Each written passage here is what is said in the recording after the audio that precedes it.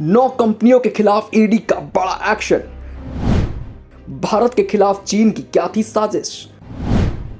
कंपनियों के खाते से कितने पैसे हुए सीज? भारत और चीन के बीच जो रार ठनी है वो किसी से भी छुपी नहीं है, ना तो देश में और ना दुनिया में। ऐसे में चीन आए दिन भारत के खिलाफ तरह तरह के हथकंडे अपनाता ही रहता है।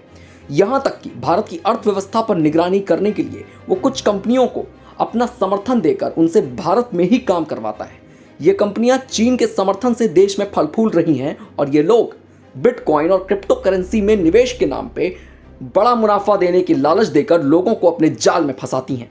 इन कंपनियों में HPZ टोकन नाम की मोबाइल ऐप कंपनी के खिलाफ नागालैंड की राजधानी कोहिमा में केस दर्ज हुआ था। इसके बाद साल 2021 में इस केस की जांच प्रवर्तन निदेशालय यानी इन्फोर्समेंट डायरेक्टरेट ED को सौंप दी गई थी। कई लोकेशन पर सर्च ऑपरेशन को अंजाम देते हुए ED ने 9 कंपनियों के बैंक अकाउंट से 9 करोड़ 82 लाख रुपए सीज कर दिए। इसका मतलब यह है कि उन पैसों का प्रयोग चीन समर्थित ये कंपनियां नहीं कर सकती। दरअसल चीन द्वारा भारत के अंदर अपनी समर्थित कंपनियों को लगाकर उनका एक जाल फैलाकर एक बड़े साजिश के लिए एक नेटवर्क तैयार किया जा रहा था, मगर जांच एजेंसियां इस मामले में लगातार सक्रिय थीं और ED ने इस मामले में बड़ा खुलासा करते हुए बताया कि कैसे बिटकॉइन और अन्य क्रिप्टो करेंसी में निवेश यानी इन्वेस्टमेंट करने के नाम पर लोगों को लालच दिया जा रहा था और फिर उन्हें अपने जाल में फंसाया जा रहा था। इस मामले की शुरुआती जांच में भी ये जानकारी सामने आई थी कि चीन समर्थित कई कंपनियों द्वारा भारत की आर्थिक व्यवस्था पर गंदी निगाहें हैं, मगर उन तमाम मामलों पर जांच एजेंसी काफी सतर्कता के साथ आगे बढ़कर तफ्तीश कर रही है। जांच एजेंसी ED ने पिछले साल 8 अक्टूबर 2021 को इस मामले को टेकओवर किया था और मनी लॉन्ड्रिंग एक्ट के तहत जांच शुरू कर दी थी।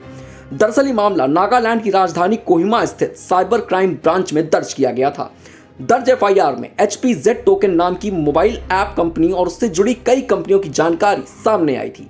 इनके द्वारा बिटकॉइन और तमाम क्रिप्टो करेंसी में निवेश के जरिए लोगों को लालच देकर अपने जाल में फंसाया जाता है। चीन समर्थित उन कंपनियों का शुरुआती जाल नागालैंड जैसे राज्यों में शुरू होना भी अपने आप में सवालों के घेरे में है, क्योंकि नागालैंड या उसके आसपास के राज्य चीन के सीमावर्ती इलाके से जुड़े हुए हैं। लिहाजा इस मामले में होने वाली आगे की तफ्तीश भी जल्द ही कई नए खुलासे अपने साथ लेकर आएगी। हालांकि जांच एजेंसी ED द्वारा पहले भी चीन समर्थित इन कंपनियों से जुड़े मामले में कार्रवाई के दौरान बैंक अकाउंट से करीब 56 करोड़ 49 लाख रुपए की रकम फ्रीज की गई थी। ED की टीम द्वारा 14 सितंबर 2022 को सर्च ऑपरेशन को भी अंजाम दिया गया था और उस दौरान कार्रवाई करते हुए करीब 46 करोड़ 67 लाख रुपए सीज किए गए थे। इस मामले में फिलहाल आगे की तफ्तीश जारी है। ऐसी और भी खबरों के लिए जुड़े रहिए हमारे साथ और देखते रहिए वन इंडिया हिंदी।